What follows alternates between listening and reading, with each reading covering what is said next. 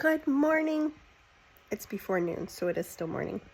I am really enjoying Fridays because it's the one day where I have, well, aside from library duty first thing in the morning, I don't have anything every single week that's on that schedule.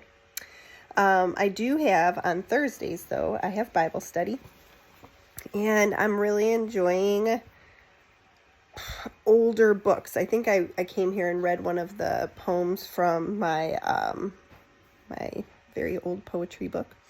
And now yesterday I was given a book. It's called Awake to Light. Check out the cover here. Awake to Light. And as I'm opening it up for the first time, there's a little bio in here.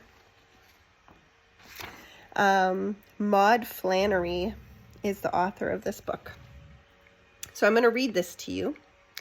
It's titled Awake to Light by Maud Flannery.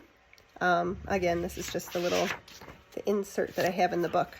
I was born in 1896 in Quebec, which has been called City of Bells, for not only did the bells from the many churches ring early and late, but in the winter the harness of the horses that drew the sleighs was sewn with little bells, so that we lived cradled in sound both holy and joyful. Our house stood between the Anglican cathedral and the Catholic basilica, and while the cathedral kept discreetly mute till Sunday, the basilica, like some celestial cock, greeted each dawn with a triumphant clarion. No one but the young could sleep through such clangor. Clangor? Clangour. I love the vocabulary. I was very young in body and spirit, but by the grace of God, one grows up. By growing up entails growing pains. These extracts from diaries which I kept over the years spoke of such experiences in adolescence and as a wife and mother, and in sharing them, I hope that they may be of comfort to those who, like myself, have at times found the spiritual life a lonely one.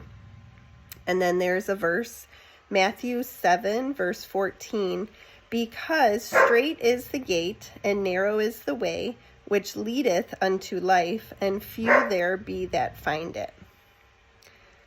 Oh, I think this is going to be a really wonderful book. Again, it's called Awake to Light. I'm just looking here and thinking, okay, this one was written in 1981. Very interesting. I think I'm going to actually... I haven't read anything from here, so usually I kind of proof through things, but we're going to experience it together for the first time. Right off the bat, there are a lot of good, I don't know if they're chapters or devotions, but there's one titled The Christian Life. I think I'm going to read that one to you. Let me get the page, hold on. I'm going to put this down for a minute because I don't want to be bouncing you around here. Okay. Woo. All right, let's see. What's a good angle here? I don't know. Let's see. I don't know. I think that would probably be too distracting. Anyways, all right. You get to stare at me. Sorry. Sorry. The Christian life. They say that the Christian life is a series of beginnings. That is the difference between the saint and the Christian.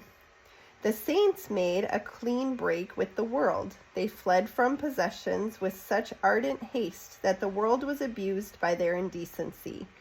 But it was a good nakedness. But we hover between earth and heaven, blow hot, blow cold. In spite of our good resolutions, our life is a thing of beginnings, so that there is no time to be a saint, but in the mercy of God, there is a time to be a Christian.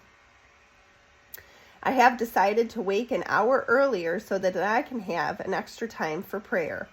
It is a time when I find it most difficult to pray. The body seems very slack and dormant after the night's sleep. If I could get up, and it would be easier, but I do not want my husband to connect religion with uncomfortable practices. Till I can show him the sweetness of it, it is best to keep the sacrifice in the background. This lying in bed encourages drowsiness, and the familiar room has none of the suggestive power of an altar. I have been very slack about this hour of prayer, but it has come to me that this hour carefully practiced may advantage me more than hours when prayer is easy and agreeable. For it is altogether an act of the will, displeasing to self, undertaken for God, and all so quietly, so simply, and so well within the scope of my life. I think that could be no more profitable practice than this for an indolent person, for it is not only discipline for the body, but for the mind, which groans to think that the day is truly started an hour before it was necessary. So now for one more beginning. We talk of our possessions, but do they not rather possess us? Oh, I'm going to read that again. Oof, that one's convicting. We talk of our possessions, but do they not rather possess us? Demanding, as they do, so much care, so we spend our time dusting and sweeping, with mending and mothball, till we have little time for the cultivation of our inner life. You say all these duties can be done as before God and in union with Him. But how are we to attain this recollection if we have no time to feed on spiritual things? For to be able to perform small domestic and social duties with calmness, as in the presence of God, is a great perfection indeed. First must come prayer and more prayer, meditation, reading the scriptures, feeding on the holy sacrament, so that our souls may feed and grow, for only with a full-grown soul can we lead this demanding material life, as if it were but a shadow between ourselves and the amazement of divinity. I gotta change the page here. Possession. Possession we must have, but seek them not. Love them not, for they stand greatly between you and your soul's perfection. As the soul progresses, mundane life presses upon her with every increasing pain. Spiritual development is no panacea, P-A-N-A-C-E-A, panacea, for life. It is not making the best of life, for the more the soul learns to breathe the air of pure spirit, the more irksome must the multiplication of civilization become to her. She has great rewards, but they do not lie in the direction of reconciling her to the demands of physical life.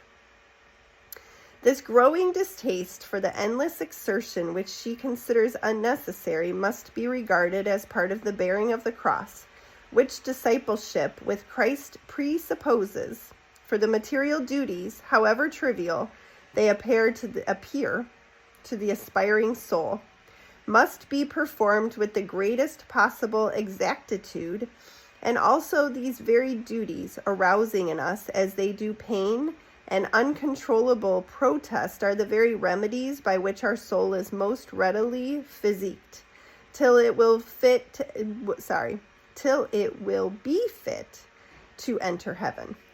Therefore, we must not be disturbed if with our growing spiritual enlightenment we find the carrying on with normal life more difficult. Nor must we, on the other hand, shirk or despise the smallest of these, which to our newly awakened sight seem unnecessary and distressful.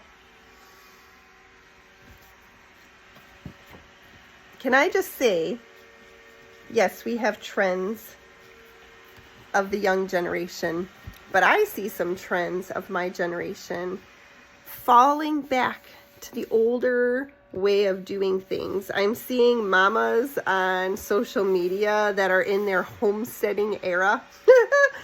I love it so much. I can't tell you. The thought of growing your own food and not relying on anybody for whatever you're going to eat and consume. Oh my goodness, that sounds so wonderful. And I'm headed that way. I definitely crave a simpler life, but There's just something to be said about just vintage writings, for lack of better vocabulary. Oh, it's precious. I'm going to enjoy this book. And I already have somebody I'm reading that one of another topic is housewife. I'll probably come and read that too, because, oh man. Anyways, I just figured I would come and read a little snippet from the new book that I acquired yesterday.